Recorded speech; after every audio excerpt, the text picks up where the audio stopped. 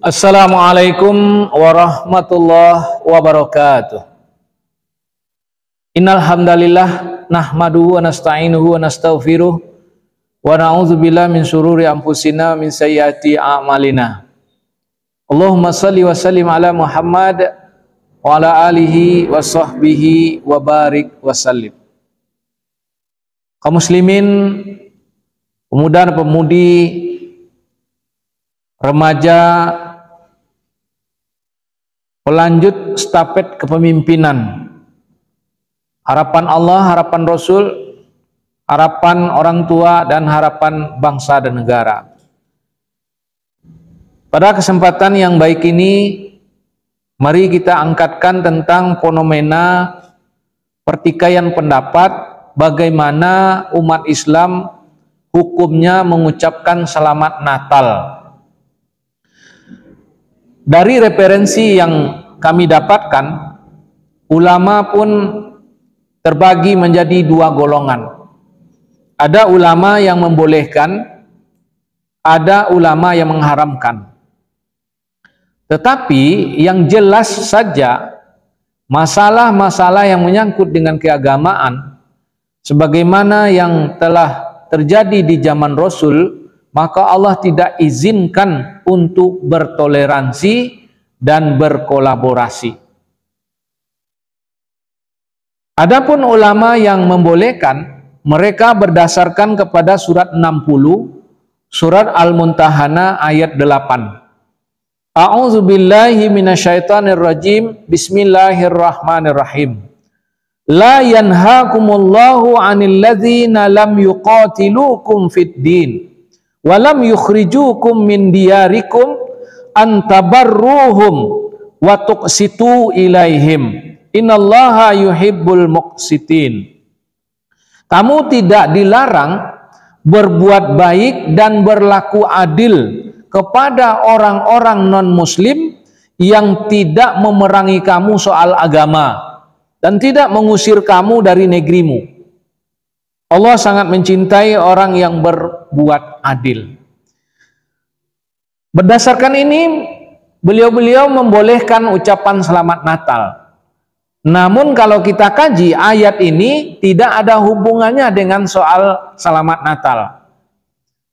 Karena di sini ada, kamu tidak dilarang berbuat baik dan berlaku adil kepada orang yang tidak memerangi kamu soal agama. Sementara selamat Natal ini adalah pengucapan salam yang termasuk bagian dari agama. Adapun pengertian tabarru, berbuat baik, di sini sudah ditafsirkan oleh Allah di dalam surat yang kedua ayat 177, di mana disebutkan di situ kepada non-muslim itu kita berbuat baik kepada mereka dan berlaku adil, itu dalam hal kemanusiaan. Di antaranya wa atal mala ala hubbihi dzawil qurba wal yatama wal masakin wa banasabil wasailin wa firqab, yaitu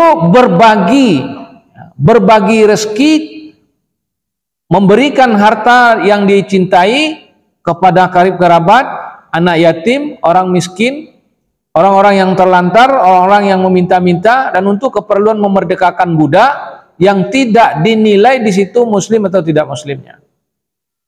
Tafsiran ini dibenarkan oleh hadis riwayat Bukhari nomor 1356 dan nomor 5657, di mana seorang anak Yahudi yang juga melayani Nabi, ketika itu anak Yahudi ini mengalami sakit, maka Nabi datang menjenguknya, membawakan makanan kesukaannya, kemudian Nabi duduk di dekat kepalanya sambil berkata, "Masuk Islamlah engkau." Lalu anak Yahudi ini melihat kepada ayahnya, dan ayahnya bilang, "Taatilah Abu Qasim." Maka anak Yahudi ini masuk Islam. Kemudian Nabi juga menyuapi seorang manula, nenek-nenek yang juga bukan orang Islam, sampai diwariskan kepada sahabatnya Abu Bakar. Kemudian juga Kebaktian yang dimaksud adalah soal kemanusiaan ini dipraktekkan juga oleh Umar bin Khattab ketika salah seorang gubernur beliau menggusur rumah orang Yahudi.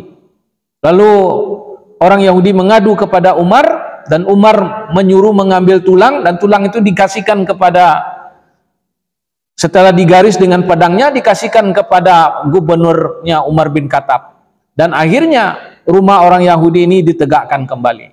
Inilah yang dimaksud dengan tabarruhum, berbuat baik kepada mereka, bukan soal-soal keagamaan.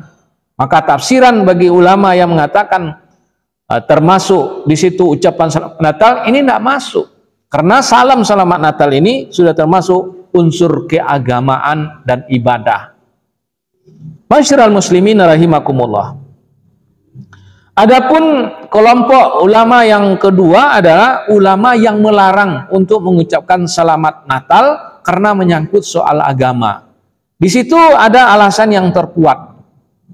Ada alasan yang terkuat. Yang pertama, sebagaimana dalam surat 25 surah Al-Furqan ayat ke-72, di antara indikator hamba Allah yang diakui oleh Allah dan memperoleh kemuliaan di sisi Allah adalah walladzina la yashhaduz zura, yaitu mereka yang tidak memberikan kesaksian palsu. Sementara menurut catatan referensi, Selamat Natal yang diperingati pada tanggal 25 Desember itu adalah tanggal yang tidak sesuai dengan kebenaran yang sebenarnya. Menurut mu'alaf mengatakan itu adalah tanggal lahirnya dewa matahari. Kemudian Kristen Ortodok mengakui tanggal kelahiran Isa Al-Masih itu adalah tanggal 6 atau tanggal 7 Januari. Maka informasi kesaksian 25 Desember adalah hari lahirnya Isa Al-Masih, Yesus, itu merupakan kesaksian palsu. Yang lebih berbahaya lagi adalah mereka mempersaksikan bahwa Yesus yang lahir pada tanggal yang tidak sesuai tersebut adalah anak Allah, anak Tuhan. Mereka bersaksi bahwa Yesus itu Tuhan. Nah, kalau umat Islam ikut mengucapkan selamat Natal, berarti ikut membenarkan kesaksian mereka bahwa Yesus itu adalah anak Tuhan. Masyiral muslimin rahimakumullah. Maka Allah sangat murka kepada kesaksian yang seperti ini dan orang yang membenarkan kesaksian ini. Sebagaimana yang termaktub di dalam surat yang ke-19 mulai dari ayat 88 sampai kepada ayat 93. Kita bacakan ayat 88. Wa qalu takhazar rahmanu walada. Mereka mengatakan bahwa Ar-Rahman itu mempunyai seorang anak. Allah katakan, laqad ji'tum syai'an idda. Sungguh kalian telah membawa kemungkaran yang besar. Takadus samawatu yatafattarna minhu wa tansaqul ardu wa takhirul jibalu hatta. Langit hampir pecah karenanya, bumi hampir terbelah karenanya, dan gunung-gunung hampir runtuh karenanya. Anda'au lirrahmani walada, karena mereka mendakwahkan Allah mempunyai anak. Kaum muslimin rahimakumullah, lalu bagaimana kita menyikapi perspektif Al-Quran tentang persoalan ini? Di banyak surat dan banyak ayat, Rasul telah diingatkan oleh Allah akan propaganda dari orang-orang yang tidak seiman, orang-orang kafir terhadap Allah, untuk membujuk Rasulullah agar mau cenderung kepada mereka. Di dalam surat yang ke-17, surat Al-Isra, ayat 73 sampai ayat 75, Allah sudah ingatkan bahwa Rasul hampir saja mengiyakan ajakan pemuka Quraisy untuk bertoleransi, ikut agama mereka, dan mereka pun akan ikut agama Allah. Ini dilarang oleh Allah. Nah, sekarang kita lihat secara umum di dalam surat yang kedua Al-Baqarah ayat 109. A'udzubillahi minasyaitonirrajim. Bismillahirrahmanirrahim. Ya ayyuhalladzina amanu in tuti'u fariqam minalladzina utul kitab yuraddukum ba'da imanikum kafirin. Di dalam surat yang ketiga ayat 100 ini disebutkan, wahai orang-orang yang beriman, jikalau kalian mentaati segolongan dari orang-orang yang telah diberi kitab, sungguh mereka akan mengembalikan kalian kepada tempat kembali yang sebelum beriman, yakni kepada kekafiran. Sama dengan surat 2 Al-Baqarah ayat 109. Dan sama dengan surat yang ketiga juga Ali Imran ayat 149. Ya ayyuhalladzina amanu in tuti'ul ladzina kafaru yaruddukum ala aqabikum fatanqalibu khasirin.